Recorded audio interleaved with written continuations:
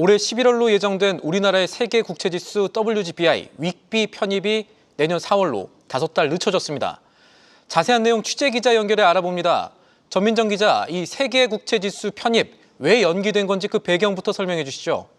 네, 기획재정부는 이번 편입 시점 변경과 관련해 세계국채지수 추종 투자금의 40%를 차지하는 일본 측이 투자 환경 개선을 요구하면서 시작 시점이 늦춰졌다고 설명했습니다. 일본의 경우 국채를 주문하려면 우리와 달리 여러 단계의 복잡한 절차를 거쳐야 하는데 일본 투자자들이 테스트를 하는데 시간이 오래 걸린다는 의견을 제시했다는 겁니다.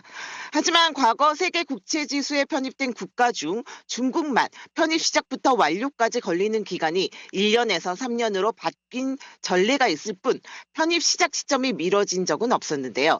정부는 편입 지연이 단순한 기술적 조정이라는 점을 분명히 했지만 일각에서는 탄핵 등 국내 정치 불확실성에 따른 외국인 투자자들의 우려가 반영된 것 아니냐는 분석이 나옵니다. 이에 대해 기재부 관계자는 정치적 불확실성이나 국채 시장 자체의 문제였다면 편입 시기 조정이 아닌 편입 완료 시점 연기 등 다른 옵션을 택했을 것이라며 확대 해석을 경계했습니다. 또 운영기관인 FTSA 러셀 측이 정부의 제도 개선을 추가로 요청하지 않았고 오히려 시장과의 소통, 확고한 개방 의지 등을 높이 평가했다고도 전했습니다. 편입 시점은 미뤄졌지만 편입 완료 시기는 내년 11월로 변함이 없습니다.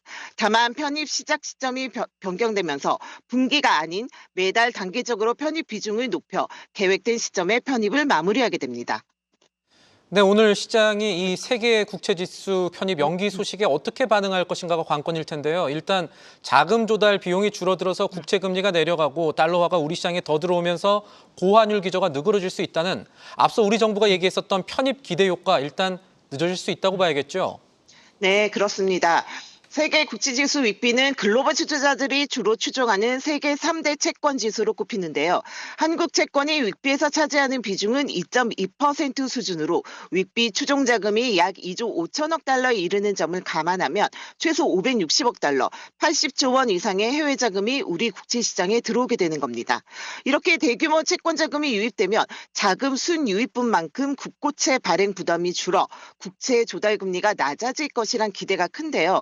또 한국 국채 투자를 위한 원화 수요가 증가하면서 외환 시장 수급이 개선돼 원달러 환율도 낮출 수 있죠. 하지만 윅비 편입이 미뤄지는 기간만큼 효과가 나타나는 시점도 늦춰질 수 있다는 전망이 나옵니다.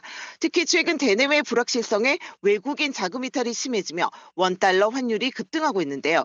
가뜩이나 외국인 채권 순매도 강도가 약화된 상황에서 윅비 편입 지연이 투자 심리 악화로 원화값 불안 심리를 키울 수 있다는 게 금융투자업계의 시각입니다. 편입 지연이 금융외환시장의 새로운 악재로 작용할 수 있다는 얘기죠.